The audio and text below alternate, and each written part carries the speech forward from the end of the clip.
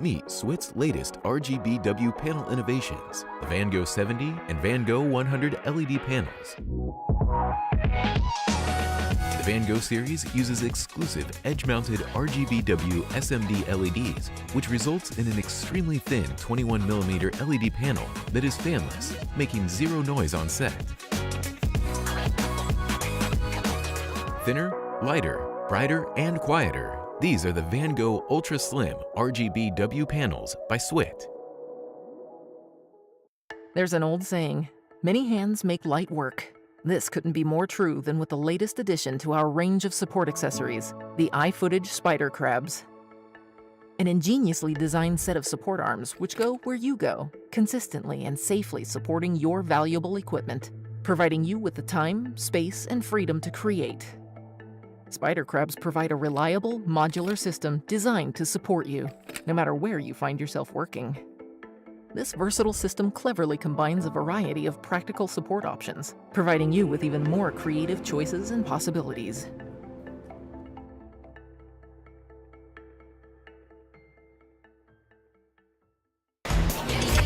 Action!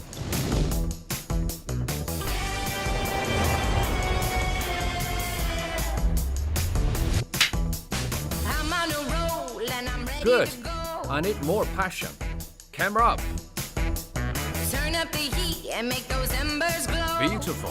I feel good right now. I'm on fire, I'm on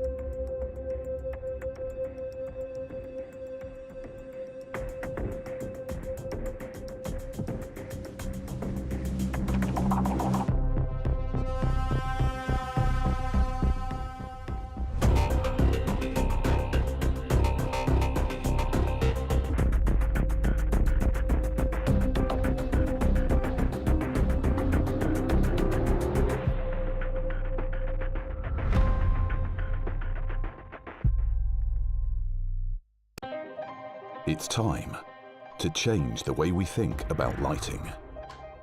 Introducing the new Anglerfish series from iFootage. Boasting cutting-edge color reproduction without sacrificing portability, the Anglerfish series makes cinematic lighting more accessible than ever. The Anglerfish series utilizes a bespoke construction and a new one-of-a-kind LED element to recreate the full spectrum of the sun with unbeaten accuracy. This unique LED element recreates the full daylight spectrum, but without the blue peak that's typically found in even the top studio lighting products.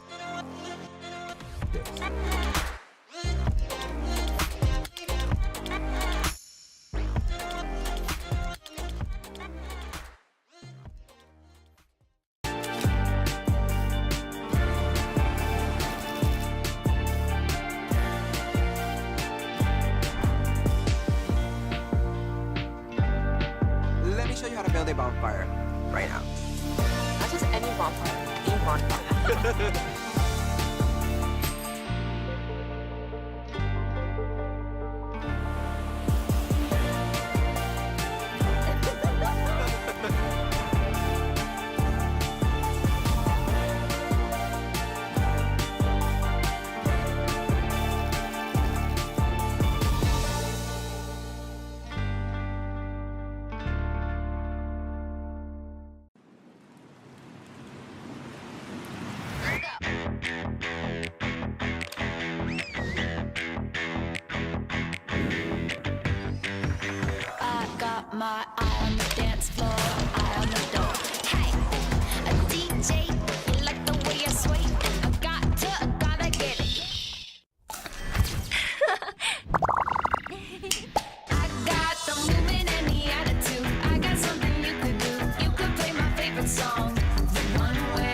West Coast. Boom, boom.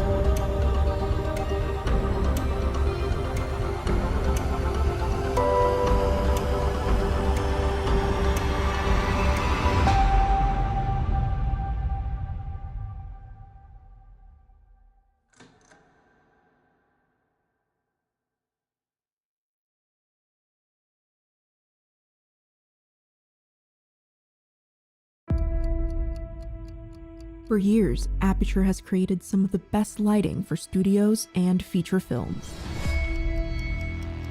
But we also know that not everyone needs a studio to create a film. Introducing Amaran. Meet the Amaran 100D, 100X, 200D, and 200X. 4 brand new lights that bring power, flexibility, and ease of use to the fast-paced world of content creation.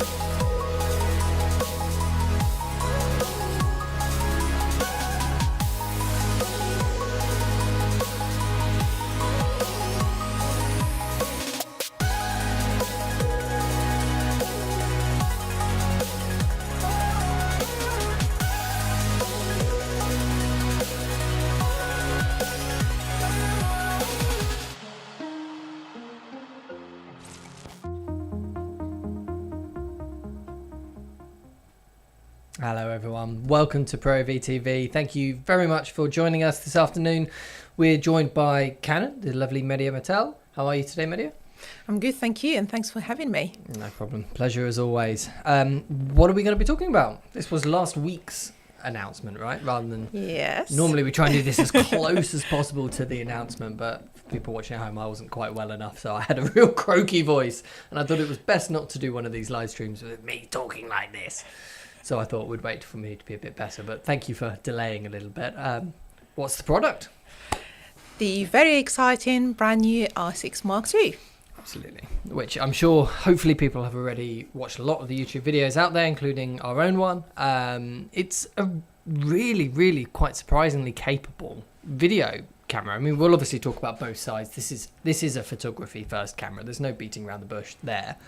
But there were some video features in this that really took me by surprise when you were giving us the pre-disclosure information on this camera.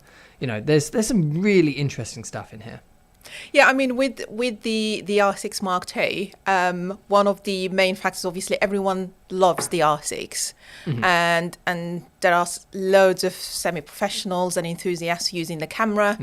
Mm-hmm. So we've listened to their feedback on the camera, and from the imaging side, obviously the low light performance, the speed, the autofocus were all great, and despite that we still managed to improve on that. But the bigger improvements, as you'll see, based on the feedback, is actually video-wise. As you've mentioned, we've added some of the features from our video or cinema lineup as well, which are really, really good. Even some elements part of the design or the body of the camera.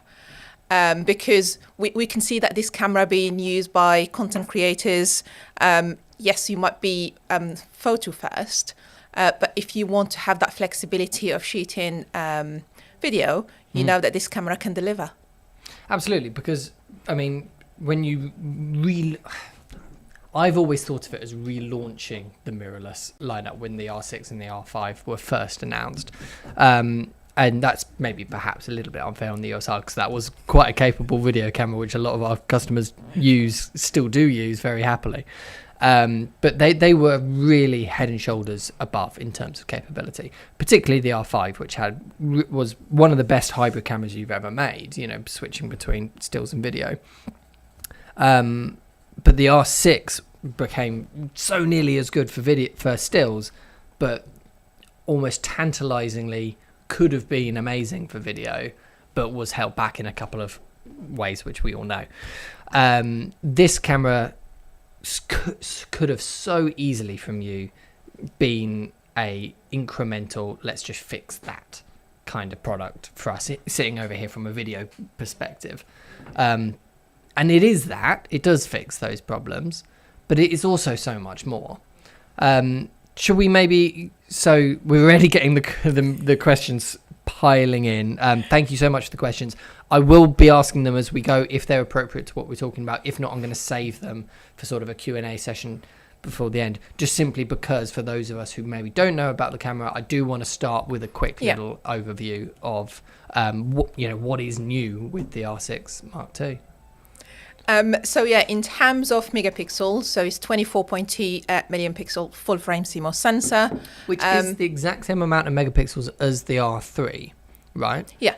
But this isn't the R3 sensor. So this is it is brand new sensor, but it is different from the R3 sensor. Cool. And so despite the increase in resolution with this camera, we've managed to maintain that same low light performance that everyone loved about the R6, which is great. In terms of speed, 40 frames per second. I mean, the R6 is very fast at 20. We could have left it at that. But we've doubled it with the R6 Mark II, 40 frames per second. I mean, you can basically catch any action with this speed. For those that don't need 40, they can go down to 20, they can get down to 5. Dual pixel CMOS AF Mark II, that we know again how great the autofocus is, and on the R5, on the R6 and on the R3. But again, we've improved on that as well with the deep learning algorithm, adding more subject detection as well, in body IS. As I said, the low light performance, so minus 6.5. Video-wise, full width oversampled 4K 60. You can do full HD up to 180. And for those that want more flexibility, then you do have the option to record 6K ProRes RAW externally as well. So these are the top line spec for the R6 Mark II. So I'm just replying to one of the questions in the chat. Should we quick fire through some of these questions, because they are there. Jonathan has just asked, do you have any recommendations what micro HDMI cable to use for the raw output, which is a very fair enough question, because micro HDMI, we all grumble about it for very good reason, but part of the problems with it is that everyone making the really good HDMI cables do make them in full size HDMI.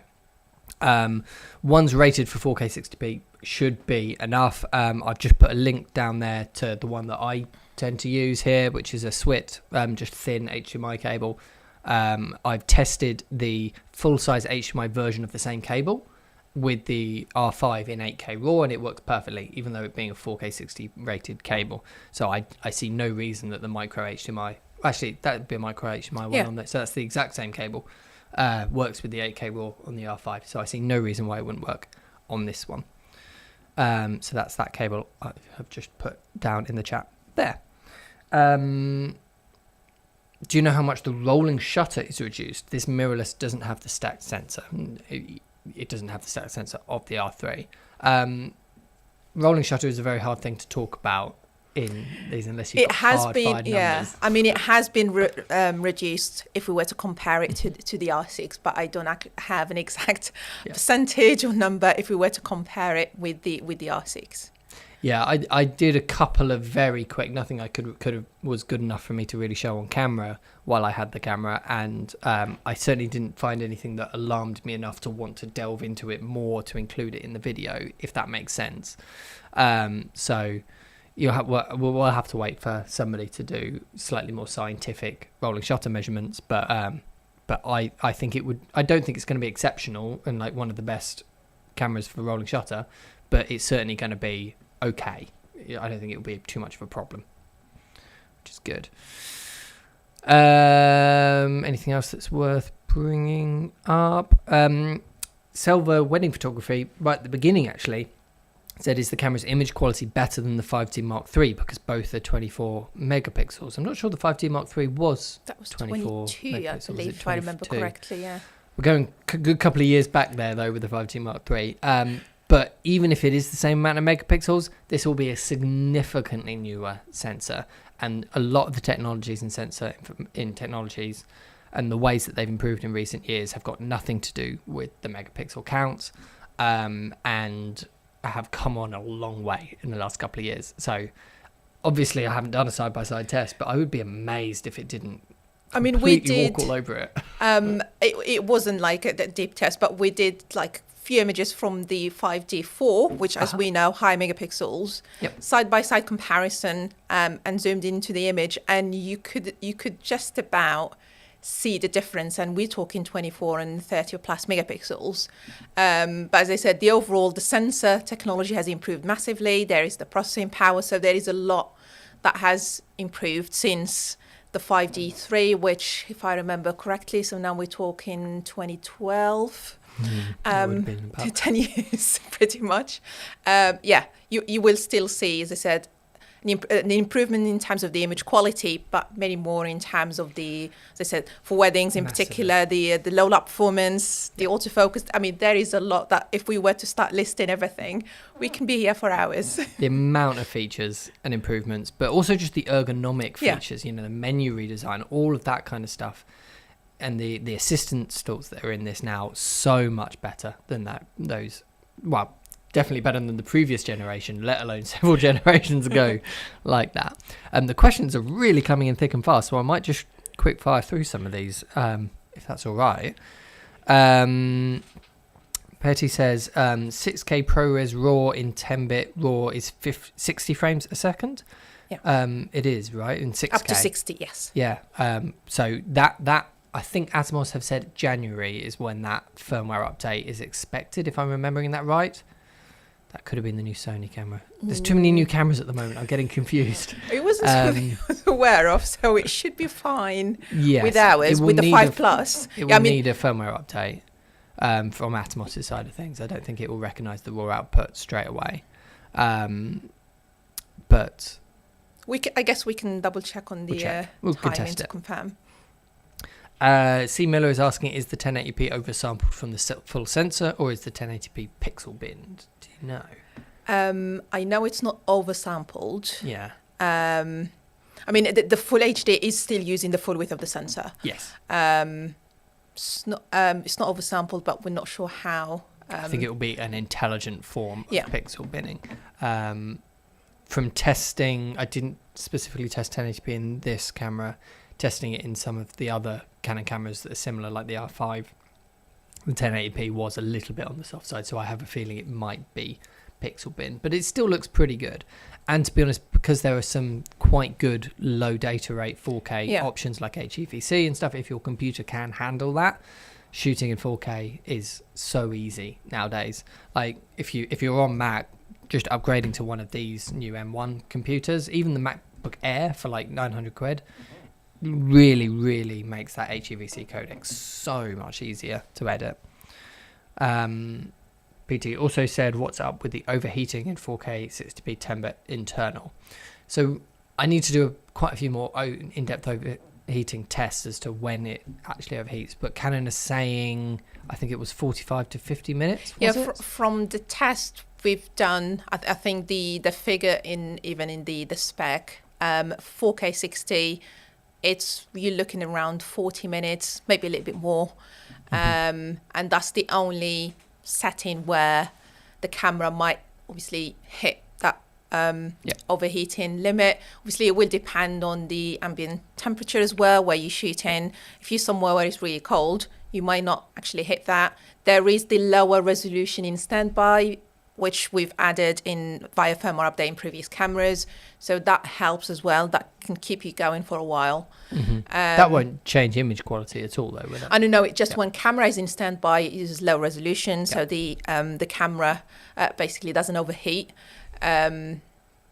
So there are a number of limits, but as I said, over the R6, the original R6, you will see a significant improvement. And any other resolution, even if it's the 4K 30, which is still oversampled, it's not limited by overheating. It's more about the size of the memory card and the power, how you're powering the camera. So 4K up to 30p won't overheat. 4K up to 60p will after sort of 40 minutes, depending on ambient temperature.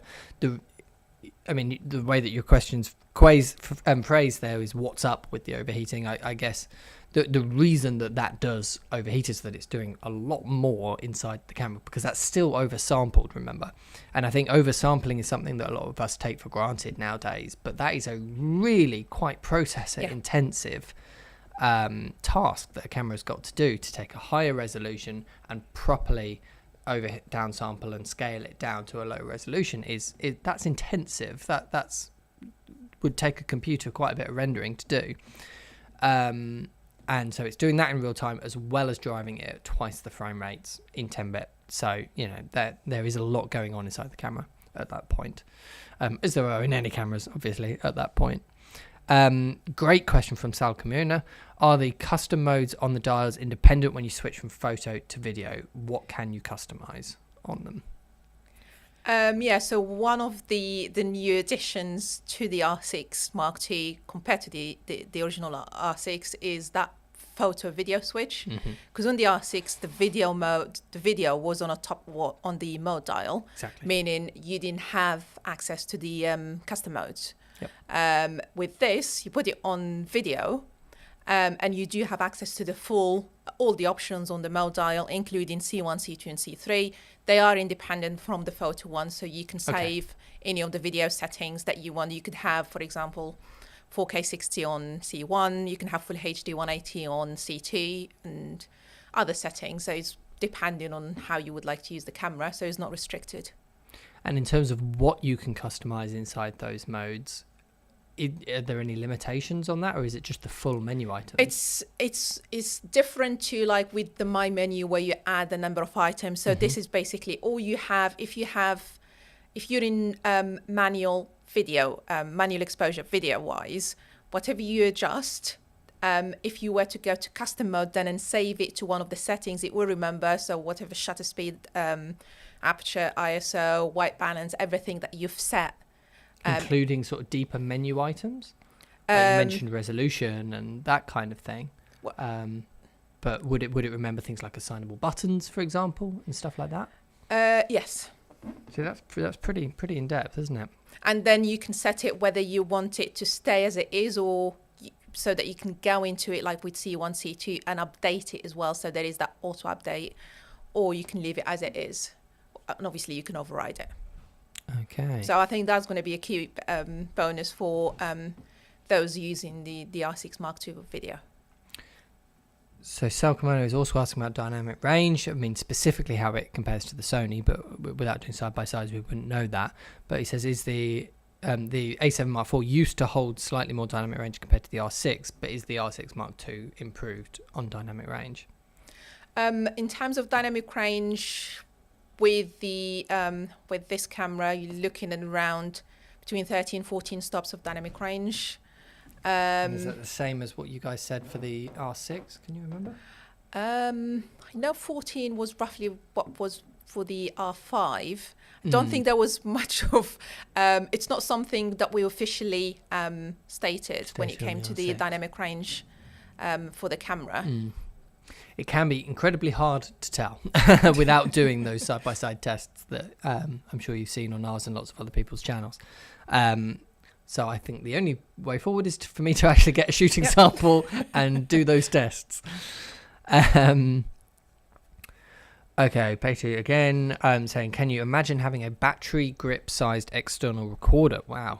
Okay, battery grip sized external recorder that you can attach to the bottom of it and still use it as a daily driver. Okay. Battery grip. So I guess he's talking about like a third party battery grip that is also an external recorder wow, over the HDMI.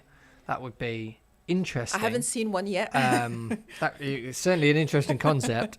Can you imagine it? Okay, well, if we get imaginative and hypothetical for a minute, the problem would be the HDMI ports. It's also whether it can support, because I'm guessing the reason for this question is record RAW, because otherwise it would be easy. Yeah. Whether it can do that, because it might only allow you to do 4K 60, which is standard within the other external recorders. So I guess it depends, but as I said, again, I haven't seen one. It raises a very interesting point though on external recorders, which is so on a tangent for this stream, but while we're talking about it, external recording companies, and really there are only two major ones now, there's Atomos and Blackmagic. They only make external recorders anymore which are inside a monitor, which are great. I love the Ninja 5, I love the Video Assist, they're fantastic products, but you know, they used to make that tiny little one which just didn't have a screen on it, just had some LED lights for a menu. There are situations when that is all you need, you know, just having a little box on the top of it which is recording the raw output. Great. They don't have to always have a screen on them, because it makes them much harder to mount, it makes them much harder to put on a larger rig. That'd be useful for so many cameras, let alone the mirrorless ones like this. I would like to see that, and if that kind of thing inside a battery grip, really interesting concept. Can't quite picture it myself, but really interesting concept. Zachary's asking a very good question. Will the external RAW video support Blackmagic recorders or just Atomos? At the moment, we've only been told that it's with the Atomos. The 5 Plus, yes. And I think is that the case for your other cameras as well? Yeah. Okay.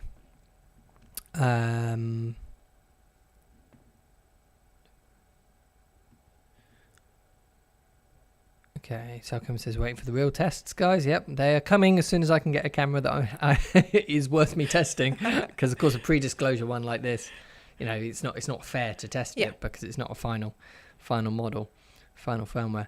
No, you're not going to be able to answer this, but Danny has put a very, very, very important question, which is any chance false color is going to be coming to the R3 with an update, and I would extend that to other cameras as well. R3 is particularly, so Sony are also having this problem at the moment where they're releasing more and more mid-level cameras, and they're coming out with firmware features like false color that aren't in their flagship ones, and it is a real shame for people who have bought those flagship ones for video.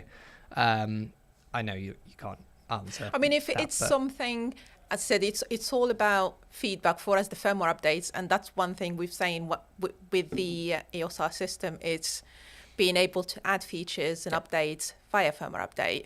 I mean, we saw what we did with the autofocus, the vehicle tracking, for example. Absolutely. It was first introduced on the R3, but we did add it via firmware on the R6 and the R5.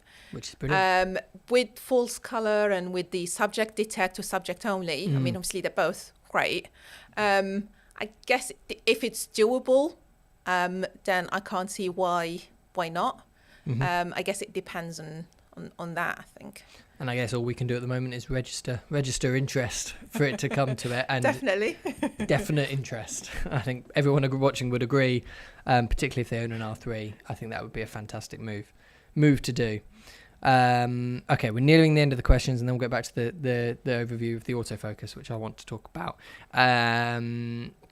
Let's see. Sal Como says, is the 8 stops image stabilization also improved when using EF lenses with the adapter, or is it only RF? So it's only 5 stops internal IBIS, right? And then it uses the lens information to add it up to 8. Even the embody IS can be up to 8 stops, as we saw with like some of the non image stabilized RF glass, like the 28 to 70, for example, the 50mm. They don't Okay. have IS, but on the camera you get 8 stops.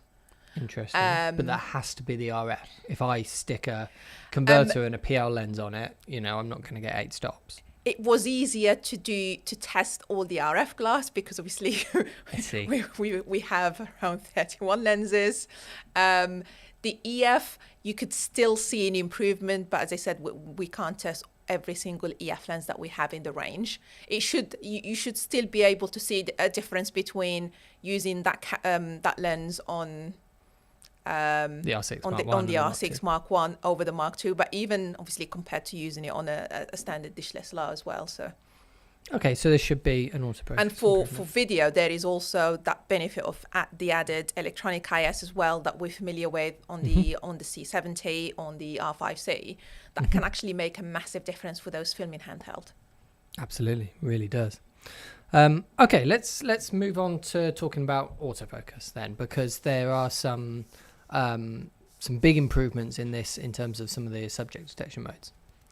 As I said, the autofocus on the R6, on the R5, dual pixel CMOS AF2 is great, but we've improved on the deep learning algorithm on the R6 Mark II.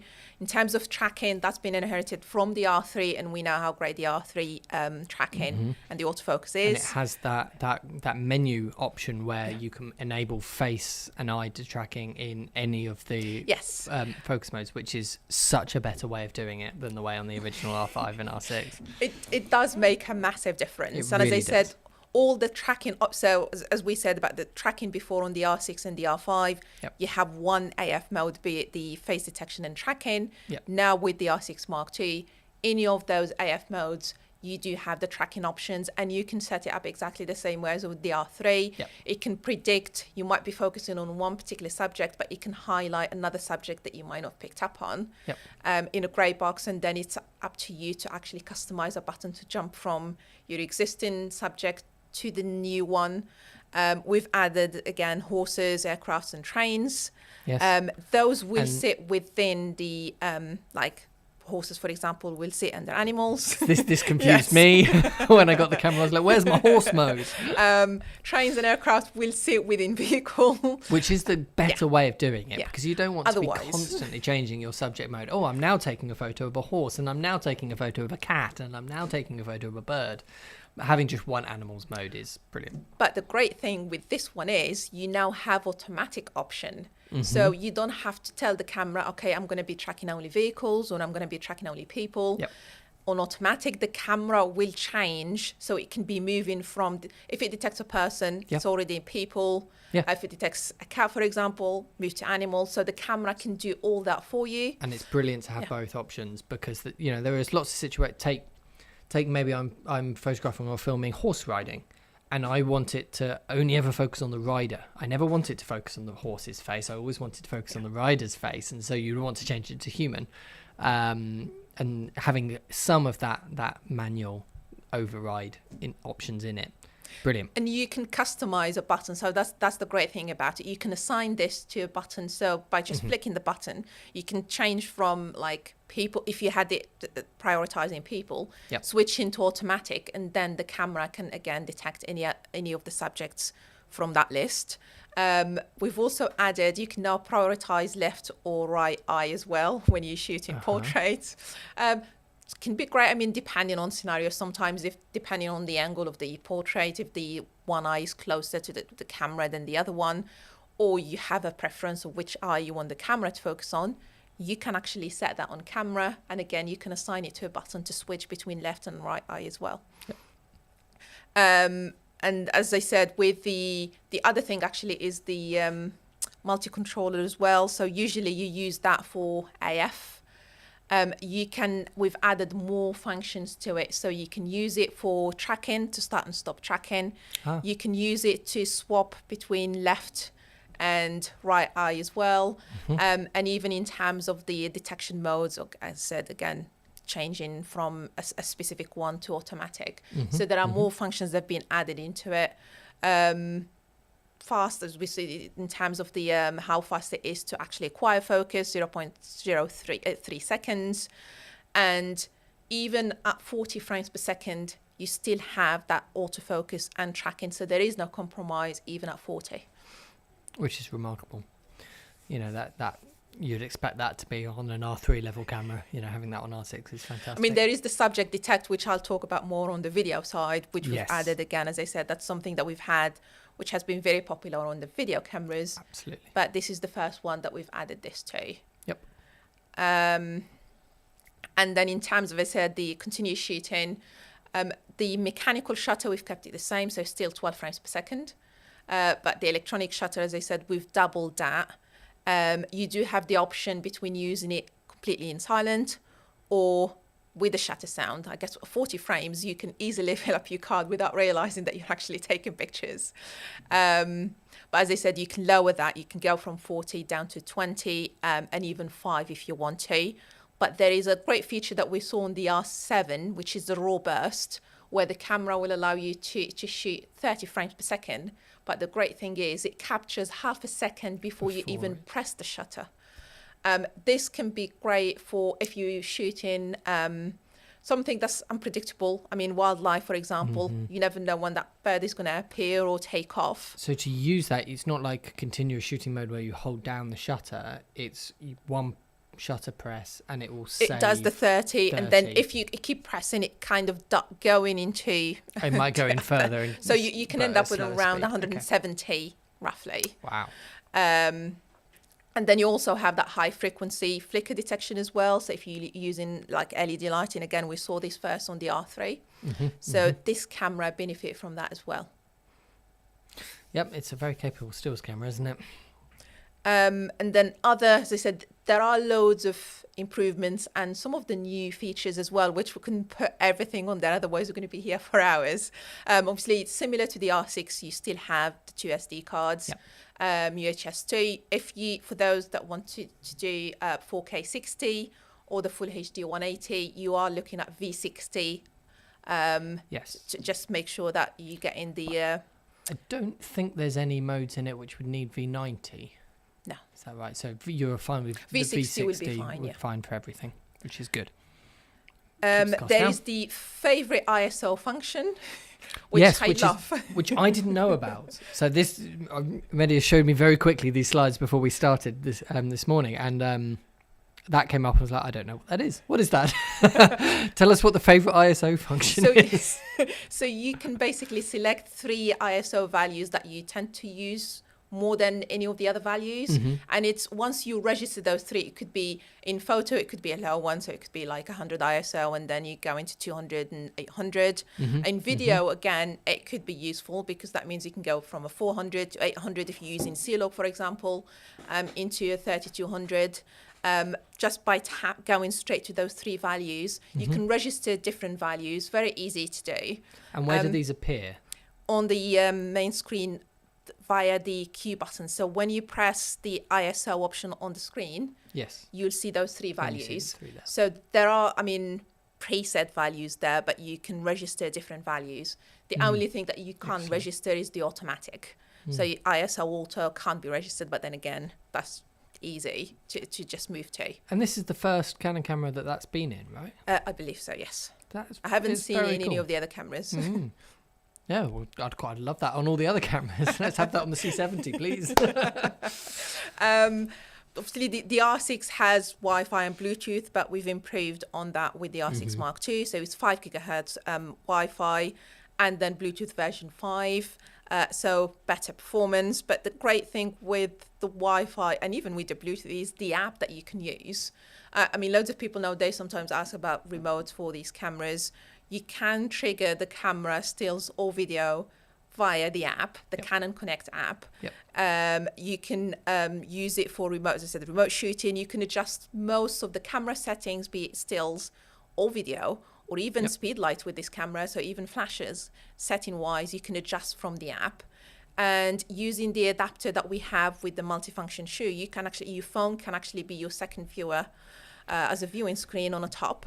On that point, we got a question saying, what hot shoe accessories can you use with the Mark II apart from the Tascam interface and flashes? And that is one of them. So there is an external mic that we have directional mic. So there is an adapter for speed lights, just to make sure that you're getting that weather sealing, especially with the 600EX RT. And then there is the phone adapter as well that you can use. Yes. Excellent. Thank you. And also have UVC and UAC support, so video and audio USB class.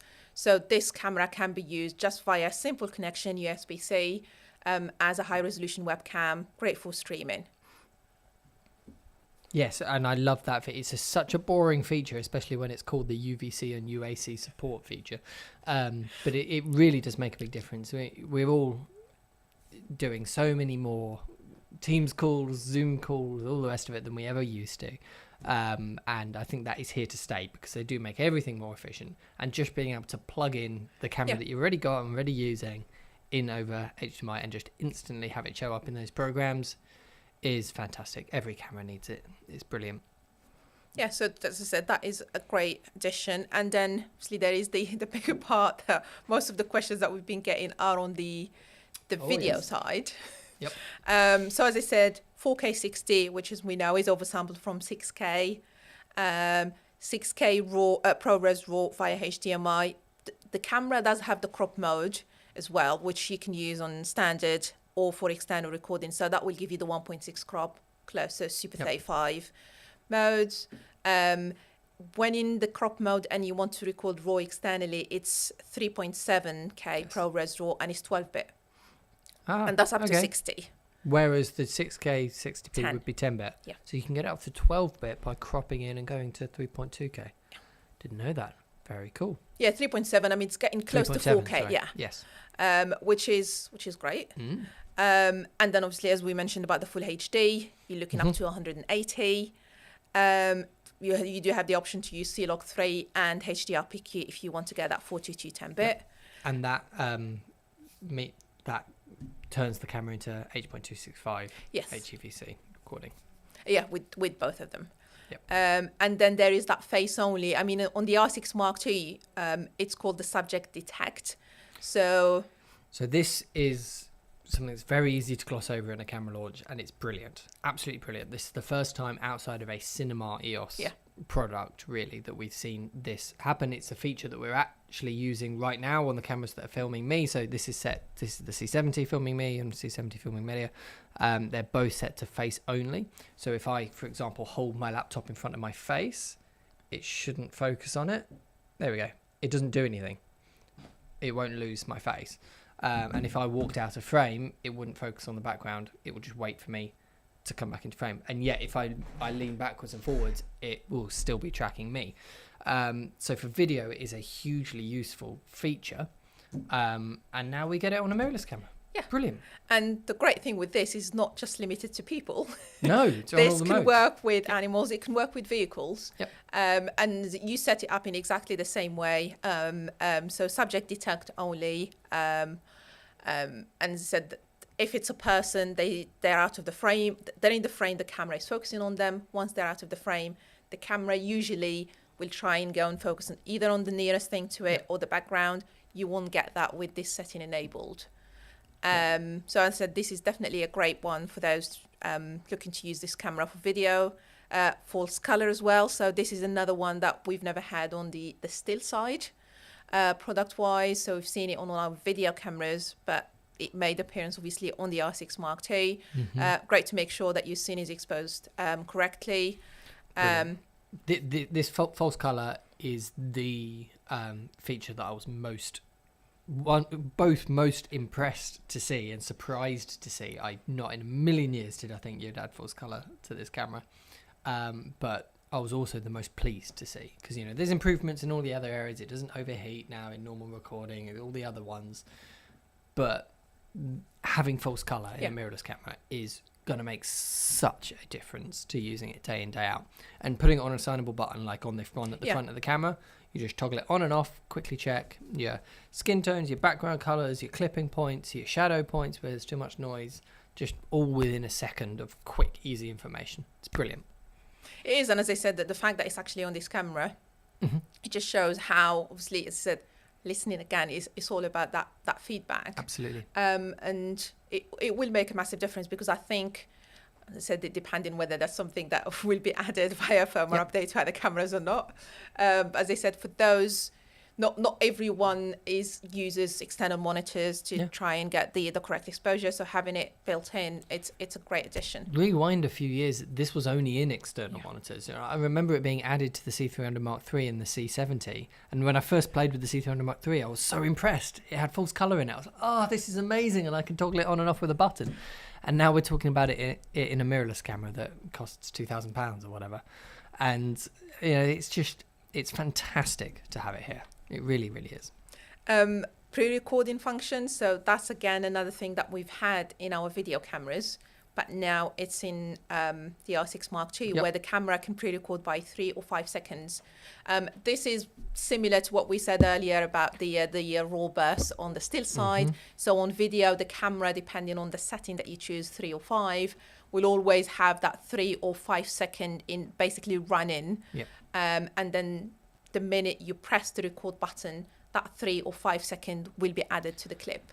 Now, there is a slight caveat with that, isn't there, that it only works in normal speed modes, not in any of the slow motion modes, so definitely 1080p, high frame rate modes. It might work in 4K 50p, right? Oh, yeah, that would be fine with that. That would be fine. It's just that when you enable high frame rate mode in the menu, which would be 1080p. The 180, the 120, yeah. So it won't work in that, which is a shame, because, that's when it's at its most useful, is the monkey jumping in the tree, the footballer scoring a goal, whatever. That's when it's really at its most useful to get that slow-mo. But we've got it in 4K 50p, I guess, at least. The multifunction shoe. So we have this now on the R3, the R7, the R10, and we do have it on the R6 Mark II, meaning that that's going to be compatible with same accessories that we've seen, as said, on the R3. Audio-wise, the Tascam XLR adapter will work on this camera as well. We have, as I said, that photo video switch, which, as I said, because we've repositioned the on and off to the right side of the camera, so that basically gave us that switch. And that switch, as I said, for stills, it might not make a massive difference, but for videographers, that opens up all the options that you have on the mode dial, including the custom modes. And that would make, as I said, a massive difference. Yes, it will. The fact that you can keep them obviously separate, the photo settings, video settings, depending on the... And that switches instantly as well, doesn't it? Which is great, because it's not changing operating systems like we saw in the R5C. There is also focus breathing correction. Now, we had a question about this a second ago. Let me just try and find it. So it has the focus breathing correction. What RF lenses are supported? Is it all of them? So at the moment, it's the RF135. The new one. The new one. Yep. Also the RF 24 1.8 and the 15 to 30. Neither of those are L series. Yep. There will be a firmware update at some point that will add support to the 2470 2.8, the 1535 2.8, the 1435, the 70 to 200, both the 2.8 and the F4 version as well, the 100mm macro. So there will be more lenses added to that. Yeah, so most of the lenses that people are actually normally using will have to wait for that firmware update, really, unfortunately, because most of those lenses that are currently supported in it, the new one, nobody's got that yet. The other two are fairly sort of low user number for video anyway, lenses. Yeah, I mean, hopefully that firmware will be available soon, because obviously the camera hasn't started shipping yet. So hopefully once that starts, then there should be a firmware update to add that. So yep, absolutely. And then we can't forget about that second screen in the quick control menu, which again you can easily miss. Yes. But on the video side, I mean, although you can customize the buttons now with so many functions, be it on the still side or on the video side, but that quick screen or Q2 on the video side can make a massive difference, because that's going to give you easy access to changing your video resolution, enabling C-Log 3, HDRPQ, high frame rate as well. And really, those are the only things I use it for. And then the recording option on the card, whether you want to record to or not changed quite as often, but the recording mode in particular, just having 2 quick presses to get straight back to that is fantastic. You know, you don't have to go into the menu and go, oh, I was on my assignable button, so let's scroll all the way along and all the rest of it. It's brilliant, and it's a feature from the C70 that has trickled over, and I think that's a real recurring theme with this camera, is that we're starting to see some of those Cinema EOS features, false color, face subject detect only, this quick control screen menu coming over from that Cinema EOS product to the mirrorless cameras, which is so exciting. Should we get back to questions? Yep. Or shall we... No, let's do the questions. Classic one, which again you're not going to be able to answer, is Nirvana saying, when is the R1 coming? Which obviously no comment, right?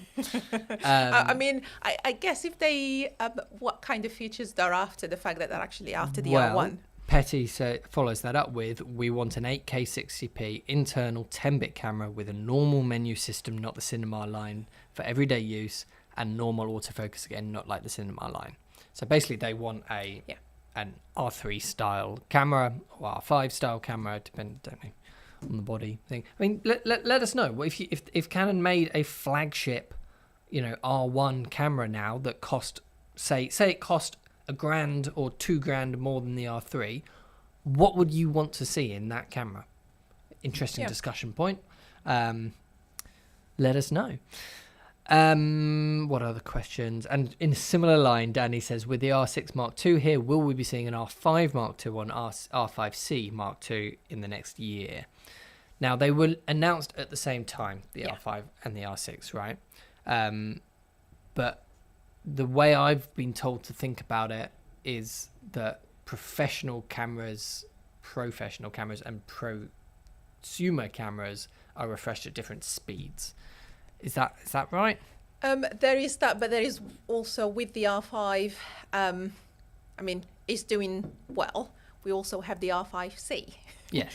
So I think you do have both cameras. For those that want to do more video and have great flexibility on the still side, we have the R5C. Yep. For those that want, their priority is stills, the R5 offers so much in terms of resolution, speed, plus does give you the option to shoot video. It might not be as long as you can get on the R5C, but it still delivers on that. So it might take, I would say, a little bit longer to replace those two cameras, because they're still, as I said, very popular, very well used as well. So.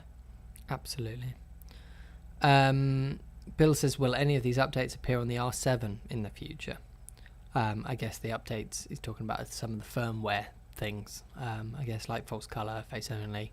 Yeah, because on video, I mean, again, the R7 has some great video features. It really does. Yeah. Very, very impressive video features. Who knows? I mean, I guess treat that as another firmware request logged for the bank. I'll send you a list after the stream. And then I'll feed it back to Canon. All right, a very specific one from 217. Can the eye autofocus be programmed to just be on demand with the AF on button? So you hold the button down, it focuses on the eye, you release the button, it stops focusing on the eye. Is that a thing? So enabling that. So basically having the eye autofocus only enabled while you're holding the AF on button specifically. With the AF on button, if I remember correctly, I think with that there are so many options that you can decide whether you want it the press to enable and press to disable, and then there is the hold it option. Once you're holding the button, because it does that for a number of features. So I presume you can set it up that way. It might not be that you'll be in normal autofocus modes, but eye detect specifically will turn on and off with the AF on button. But you might be able to just have AF on control all of your autofocus, and so if you prioritize in your autofocus settings eye detect, it will be manual focus until you're holding down AF on button, in which case it will focus for you. Yeah, because they said the AF on button and the AE lock button usually have a little more flexibility when it comes to AF related functions. Yes. Any other buttons, then it will be just press the button to enable and then press it again to disable. Yeah. Yep. Okay. Danny says, I've been so surprised and appreciative of the updates Canon have been doing. RAW for the C70 really shocked him. Would love to see false color and ProRes RAW output via HDMI for the R3 if possible. So that's a nice little message. Mark says, I'd love to see a 10-bit. They're all logging their feature requests. Mark says, I'd love to see a 10-bit option for non-log video recording as well as all-I. So I think this is something I raised in my video as well. This forcing the user into H.265 modes once you enable log or HDR-PQ. I completely understand the sort of the reasoning behind it and the science behind it. But as a user, it can be frustrating, especially if they don't necessarily know that it's happening, which often people don't in this camera.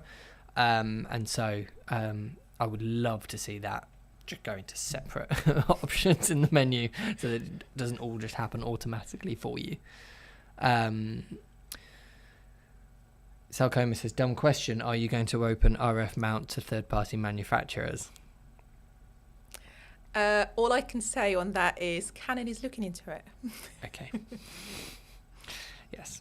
Again, feature request. I would love it. Okay. So some feature requests coming in for that hypothetical the R1. Okay. Hakon is saying R1 global electronic shutter. Oh. So basically, I mean, this whole global shutter thing, having a global shutter does come with some compromises. And so to me, I don't think a global shutter should be seen as the goal. I think a rolling shutter that reads out so fast that you can't determine the difference between a rolling shutter and a global shutter is the best option. So if you can have a global electronic shutter where in video you just see no rolling shutter, or in stills you can be shooting that 40 frames a second during a whip pan when you're photographing a fence and you don't see any skewing on it, why do you need global shutter? And the rolling shutter helps us get higher frame rates out of our cameras, helps us get more dynamic range out of our cameras, helps the camera do less processing as well. It really helps with so many things, having a rolling shutter. I think to go to a global shutter instead isn't always the big improvement that some people think it might be. I mean, we saw how much we achieved with the back-illuminated stacked sensor on the R3. And the improvement, I mean, looking at the rolling shutter and comparing it to any other camera that we have, how improved it is. So as I said, technology, the technology element is there. And as I said, hopefully we'll have to wait and see on any future products. I would love to see that technology get more and more advanced rather than necessarily moving to a global shutter. But thank you, Hakon. Petty says 40 megapixels, which is in a nice little sweet spot. Oversampled 8K 60p at least, or 8K 120p, or 6K 5K 120p oversampled. So asking high there, but fair enough. Basically an R3 with a fan, he says. OLED or mini LED screen with smaller bezels. That's a really interesting feature request because we don't necessarily see, you know, if we think about the phones that are in our pocket, right? Every single new phone, there's this big increase in the phone quality and the screen quality. We don't necessarily see that with screens on equipment like this. And yeah, that would be lovely with those smaller bezels, make it all feel much more modern. I think would have a big impact on your shooting experience. And he says double CF Express Type B with double SD. Okay, Type B with a double, so that would be, you'd need to put 4 card slots then on the camera, which might be hard. I would like to see Sony let go of the Type A format personally, so that more people can use the Type A format, so that other manufacturers can have that 1 card slot that does 2 options. And third parties will start to produce cards for it, like we've seen with Type B, where the cost of the CF Express card will just come down massively. So I think I can see the price of this future camera going up. Yes, I did say 1,000 or 2,000 pounds more than the R3, not 5,000 or 6,000 pounds more, 10,000 pounds more. Oh dear. Hakon also says, is it possible to add the focus breathing compensation to the R5? I mean, I don't see any reason why that's not just a firmware update. Yeah, it is part of the lens correction. Exactly. So again, maybe in the future, yeah. Yep. More feature requests for the R1. Petty says that's for the flagship, the tilt and flip up and down and out vlogging capable touchscreen, which I guess is similar to what Sony have just done with their A7 Mark V, that where it tilts but then can also flip out to one side. Tap focus, and also a smaller electronic mic with a black dead cat, not grey. That's interesting. So a smaller MI issue microphone with a black dead cat on it rather than a grey one. Okay. Fine. That's probably possible to do without without the flagship expensive camera that he's attaching to it. Hakon says he'd love to see the possibility of B-roll on the HDMI and not only ProRes RAW. I completely agree with that. Blackmagic's RAW format and video assist recorders are not quite as fully compatible as Atomos is with ProRes RAW, and I would love to see them get more in line with one another. I'm not sure if that's down to the camera manufacturers or down to Blackmagic and Atomos, so probably a mixture of both, I'd imagine. It will have to be. It's not just us, it will be obviously Blackmagic as well. The same thing. way we've worked with, as I said, with the Atomos. So yeah, I mean, again, this is feedback, and we can feed it back and see what can be done about it. So the last two comments here are very similar, and the first one starts with an instruction to me which says ask the hard questions. Apologies, Mehdia. Go ahead. Why does Canon keep including micro HDMI in their cameras when we clearly want a full-size HDMI? Is the way he phrased it. All I can say is, obviously, when we introduced that with the R5 and the R6 and even on the R5C, we have fed it back. I mean, cables, to a certain extent, are improving. They're getting better. And you will have an issue even sometimes with the full-size HDMI. Yes. Let's not pretend full-size HDMI is perfect. But micro HDMI is really not perfect. But hopefully in future cameras, we might see a change. But as I said, it is at the end of the day, it is feedback. And if it's something in a pipeline with future products, who knows? Yep. Okay. Thank you.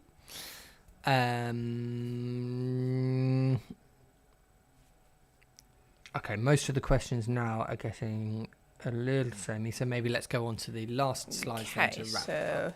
Then, as I said, try not to forget. Yes. The one of the other announcements on the same day as the R6 Mark II, and that's a new lens. RF 135. Now, the 1.8. EF version of this lens, the EF 135mm, which is an f2, I believe, widely regarded as one of the nicest portrait lenses out there. It one of my stunning. favourites as well. It's really nice.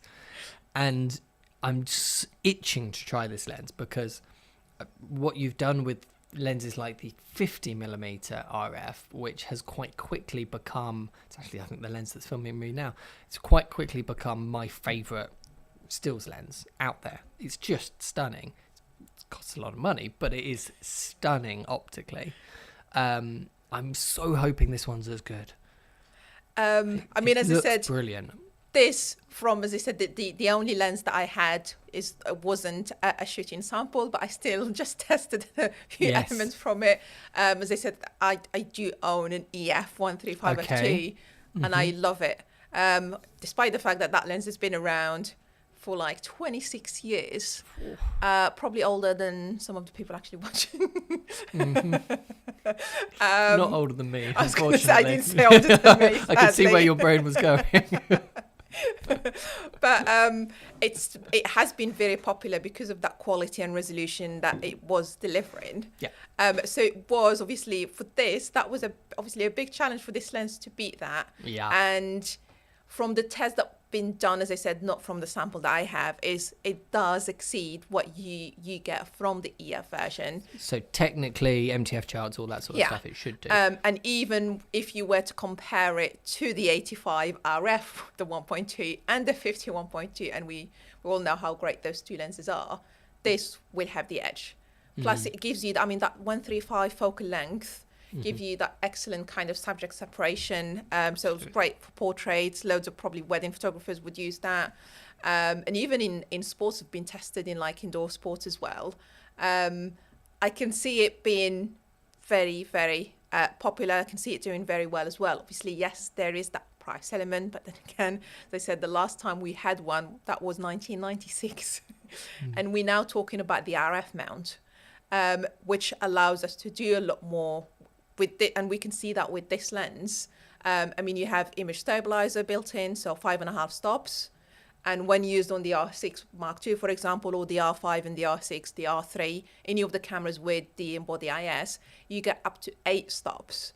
So again, that's going to give you flexibility shooting handheld with the camera, Absolutely. be it stills or video.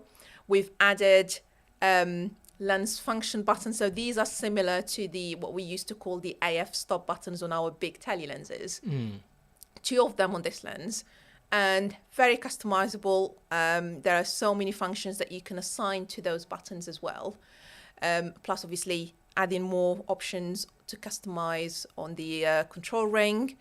That nano USM as well, so everyone want that fast and smooth autofocus. But for video, you want it quieter, so the lens does have that. L series, so it does benefit from that weather sealing with the rubber bit, and then obviously dust and water resistant. So there is a lot that we put on there, but as I said, it's that autofocus that you got with the lens, how fast it is, and that image quality. And then it's 1.8. I mean, F2 was great on the EF version, but this one taking it again to another level. So from being a owner of the original EF and playing about with this, I mean, I don't know what you shot with it, presumably just some quick home photos, was it? What were your first impressions? How much of this really rang true? Wide open, as I said, you would see a massive difference. Yeah. I mean, as I said, I still have, and I don't think I'm ever going to get rid of the EF version. Sure. But I can see myself using this more. Yes. And I still love the RF 51T. Oh, it's stunning. That's one of my favorite, if not actually before this one, if it wasn't my favorite portrait lens or prime lens that we have in the RF range. This now, I think it might become my new favorite lens. Yeah. Because of what you can do with it as well. But hopefully, once we get hands on the full production sample, then we should be able to test it more, and then hopefully you'll get to test it as well. Yes, please. Yes, please.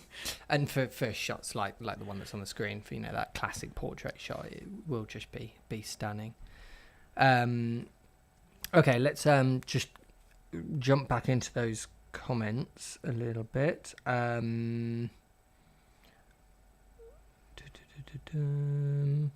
Ask about the 4K 60p. Will it really overheat? Yes, it will overheat. I'm going to be doing much more in-depth overheating. I'm planning on doing what could be a really boring video, could be a really interesting video, who knows? But once I get a shooting sample, I'm basically just going to be having it running in various modes over in the corner of the office while we do other things, and then take all the results from those tests and try and make a little summary video for people to I mean, obviously it will be inside in a controlled environment rather than out in direct sunlight and stuff like that. Not that we get any direct sunlight here in Hempstead, so there's sort of not much point in going outside with it. But hopefully that'll be useful for people. But I mean, one of the biggest differences that people will notice is how long they can record compared to the R6. Yes. Even we saw, I mean, it's something that I didn't mention, but is the battery life as well. Yes. Even though the camera uses the same battery as the R6, it will give you close to about 50% more than what you were getting with the R6, which is amazing. I wouldn't be surprised if it was more than that, because I did that quick and simple runtime test for my main video when I was quite limited on time with it. We only had a couple of days, and so I couldn't do the comprehensive test I was just talking about. But for one fully charged Canon official battery, 128 gigabyte card in it, and in 4K 30p, no sign of any overheating warnings at all. The battery was still saying half remaining, and it was an hour and 45 before it died, or somewhere around then. The exact numbers will be in my video. And it was only the card running out that stopped it. So if I'd put a 1 terabyte card in there or something, who knows how long, and that's what we will do for the next test. who knows how long that would have run for, Yeah, which is remarkable battery life. So the battery life and even the processor, even though it says obviously Digic X, but it is an improved. Digic X now becomes more of the family of processors, and this has an improved sensor, the processor compared to the R6, and that helps obviously as well as making a difference in terms of the speed, with the autofocus and the processing. Obviously, with the it does make a difference in terms of managing heat and the camera's temperature.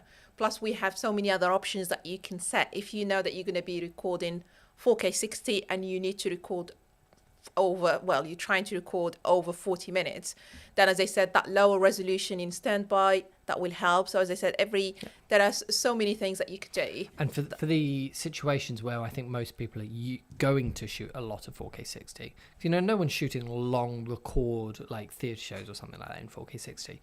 But one area I always think back to where you would use a lot of 4K 60 was when I used to shoot weddings before working here. And I would simply be in normal frame rates during the ceremony and speeches, and I would be in 60p for all of the rest of it, all of the B-roll, all of the bride walking around, all of the guests toasting and all the rest of it. And for that, I would be shooting for hours at a time in 4K 60p, but it'd be lots of short little bursts. And so that standby mode would really help me in that situation, extend the time. A couple of really nice comments, actually. So Sal Comno, who asked a lot of questions earlier on, says, many thanks for the answers. Great to have this streaming event. Really quite unique. Fantastic. Follows it up with, what's the exact launch day in Spain or Europe?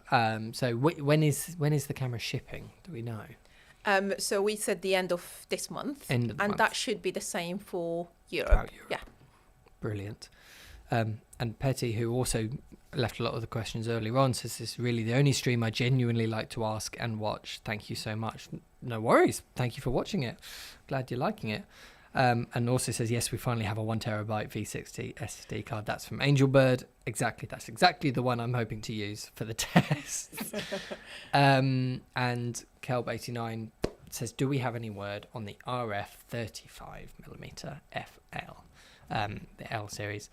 I think that is clearly the hole that is now remaining in the RF fancy prime lineup, isn't it? Yeah, I mean, I'm sure it will come at some point. As I said, we've slowly bringing out new certain to come lenses. As I said, we're trying to have lenses to work with every single camera, be it the RFS class, for example, now with the entry-level APS-C cameras, the more affordable non-L series lenses as well, and then the L series.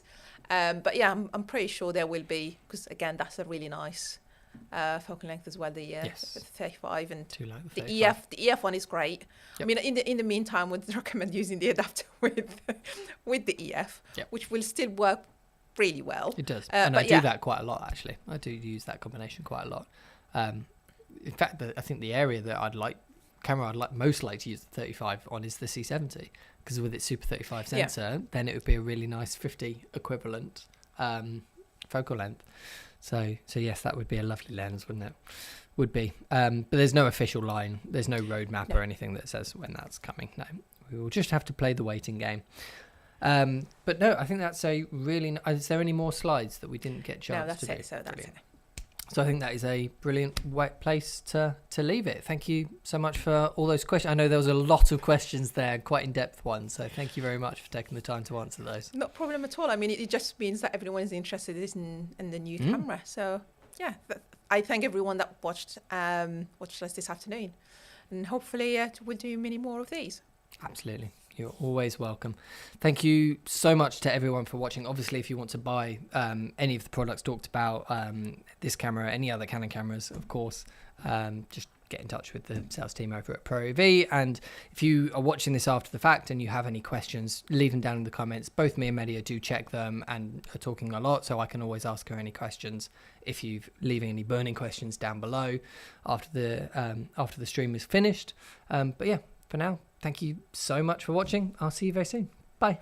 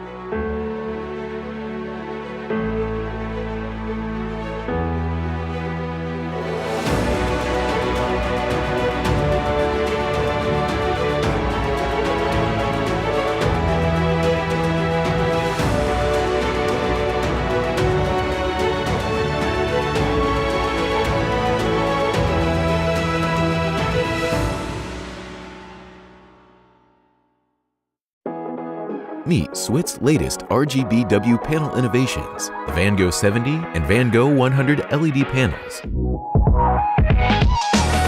The Van Gogh series uses exclusive edge-mounted RGBW SMD LEDs, which results in an extremely thin 21mm LED panel that is fanless, making zero noise on set.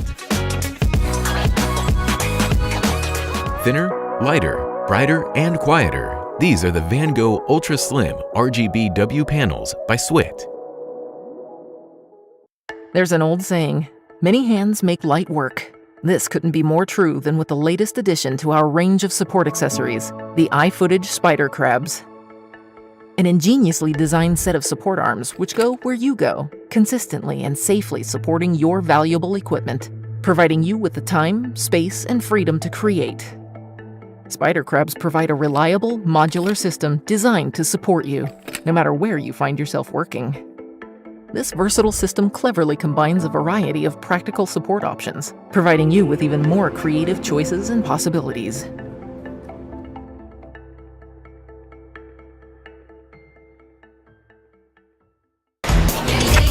Action.